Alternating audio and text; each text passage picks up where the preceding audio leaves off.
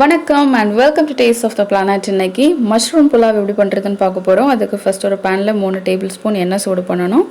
எண்ணெய் சூடானதுக்கப்புறமா இதில் 2 பே லீஃப், அப்புறம் 2 பட்டை, 2 ஸ்டார் அனீஸ், கொஞ்சம் கிராம்பு, அப்புறம் 3 ஏலக்காய். இப்போ இதில் ஒரு பெரிய வெங்காயம் இந்த மாதிரி கட் பண்ணி சேர்க்கணும்.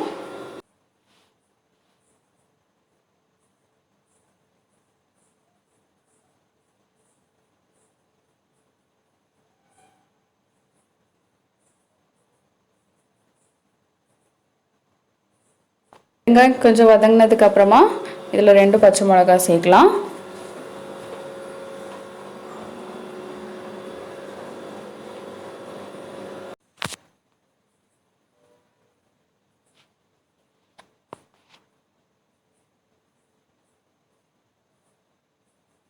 அடுத்து இதில் இஞ்சி பூண்டு விழுது சேர்க்கணும். இனி இதோட ராஸ் ஸ்மெல்லாம் போகிற வரைக்கும் நம்ம இதை சாட்டே பண்ணலாம்.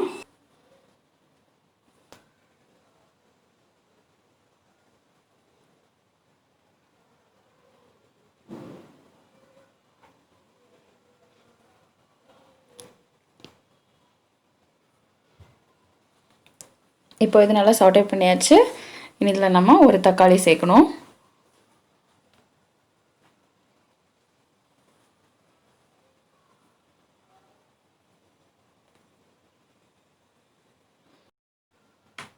இப்போ தக்காளியும் நல்லா வதங்கியாச்சு. இனி இதில் நம்ம மசாலா எல்லாம் சேர்க்கலாம். ஃபஸ்ட்டு ஒரு 1/2 டீஸ்பூன் மஞ்சள் பொடி, 1 டேபிள் ஸ்பூன் மல்லிப்பொடி, 1 tablespoon red chilli powder, 1/2 tablespoon garam masala.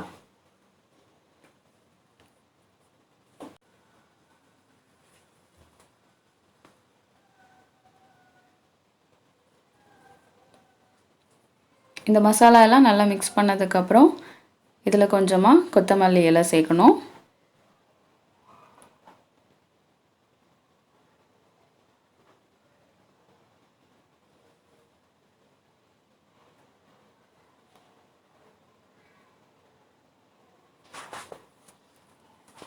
இப்போ இதில் மஷ்ரூம் சேர்க்கலாம். இன்றைக்கி 250 கிராம் மஷ்ரூம் நான் இதில் சேர்த்துருக்குறேன். இனி இதெல்லாம் அந்த மசாலாவோட நல்லா மிக்ஸ் பண்ணி விடணும்.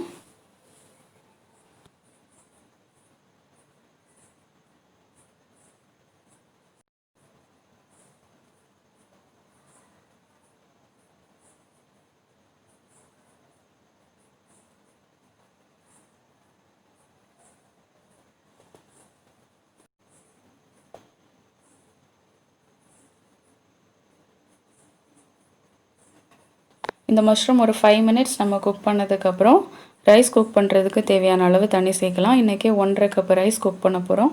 அதனால 3 கப்பு தண்ணி சேர்த்துருக்கேன்.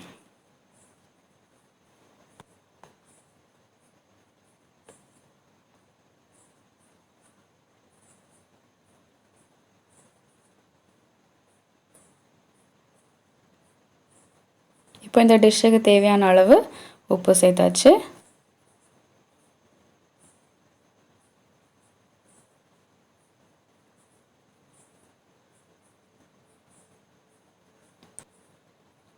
அடுத்து இதில் நம்ம ரைஸ் சேர்க்கலாம்.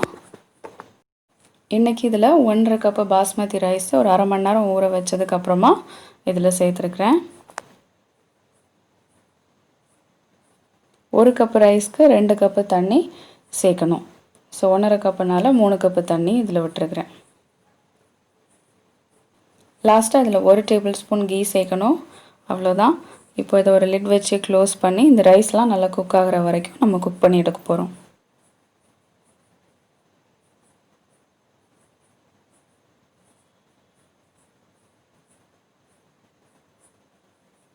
இது நல்லா கொதிச்சதுக்கப்புறமா ஃப்ளேம் வந்து நம்ம லோவில் வச்சிடணும்.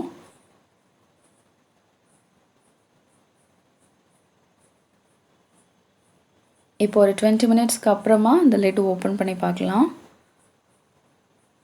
ரைஸ் எல்லாம் கரெக்டான ஸ்டேஜில் குக் ஆகிருக்கு. அவ்வளோதான், நம்மளோட டேஸ்டியான மஷ்ரூம் புலாவ் இப்போ ரெடி.